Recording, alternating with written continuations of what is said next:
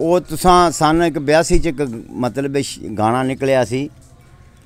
ते उन्हां आख्या अब्बा ला दिओ कदी वीज़ा मैनू बाहर दा वेखी रब दिनां विच गुड्डी तेरी चाढ़दा अब्बा जदों मैं दूजे फेरे आवांगा लैके जमीन ते मकान नवें पावांगा वखरा गराज होवे लम्मी सारी कार दा वेखी रब दिनां विच गुड्डी तेरी चाढ़दा अब्बा ला दिओ कदी वीज़ा मैनू बाहर दा। उन्हें आख्या महल्ले विचों कई मुंडे सऊदीया च गए ने ठेकेदार कोलों उन्हां वीज़े मुल लए ने मिलदा है वीज़ा एक 15,000 दा अब्बा ला दिओ कदी वीज़ा मैनू बाहर दा वेखी रब दिनां विच गुड्डी तेरी चाढ़दा। कोई गया यमन विच कोई लबनान गया कोई सऊदी अरब गया कोई तहरान गया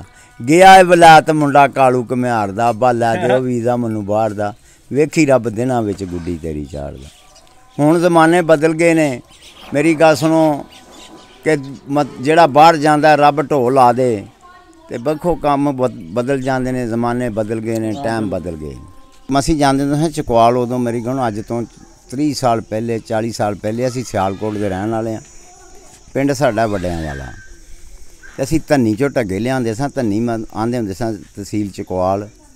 झेलम इधर दे ढग्गे जिहड़े हन मशाहुर हुंदे सन ते उत्थे साडे दोस्त सन एक लंबड़दार सी अजीज़ उहदा नां सी ते एक बस्तान सी उहदा नां। जिसले उत्थे गए तो पिंड च चोरी हो गई तो वो मेरी गल सुनो कि जिहड़ा चोर सी वो तगड़े सन एक माड़े बंदे नूं गरीब आदमी नूं लिखा दिता ते थाना उन्होंने डुम्मन लगदा सी तो कस्सियां तो बीबियां पानी भरदी सन घड़े लै आने ते कस्सियां तो पानी भर के हुण ते मतलब जमाने बदल गए ने उदों मतलब चश्मियां तो पानी भरदी तो वो जिहड़ा सी ना मतलब रस्ता वो मतलब थाने नूं जिहड़ा जांदा सी थाने डुम्मन नूं उत्थे मेरी गल सुनो कि रस्ते दे उत्ते ही बिल्कुल नाल चश्मा सी उत्थे पानी भरदी उन्हां जिसले वेख्या पुलिस लई जाए पई तो उन्होंने आख्या भी बंदा शरीफ इहनूं काहदे च लई जांदे ने वो आखन लगी पुछ लैने आ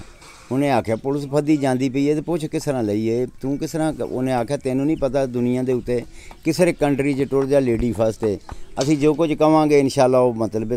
साडी गल मनणगे।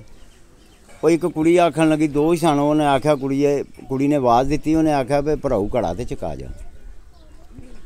वो पुलिस वाला गांव आउण लगा उन्हें आख्या नहीं भराऊ असीं इज्जतदार बीबियां असीं पिंड दे बंदे कोलों घड़ा चकाना असीं तुहाडे कोल घड़ा नहीं चकाना। अच्छा जिसले उन्हें घड़ा उन्होंने कल दिता पुलिस वालियां ने उस बंदे नूं उन्हें आख्या भराऊ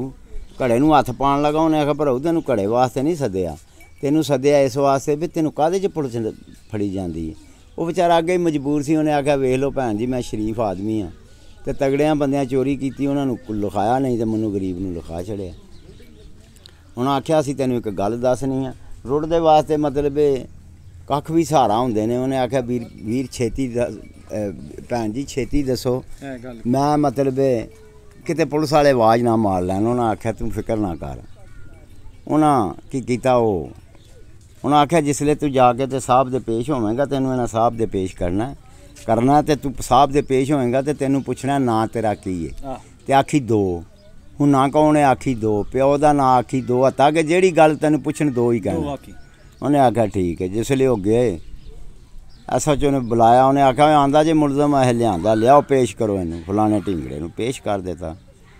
उन्हें आख्या तेरा नां की उन्हें आख्या जी दो वो तेरे प्यो का नां की उन्हें आख्या दो वो पिंड का नां की उन्हें आख्या दो ना कौन है उन्हें आख्या दो चोरी की उन्हें आख्या दो।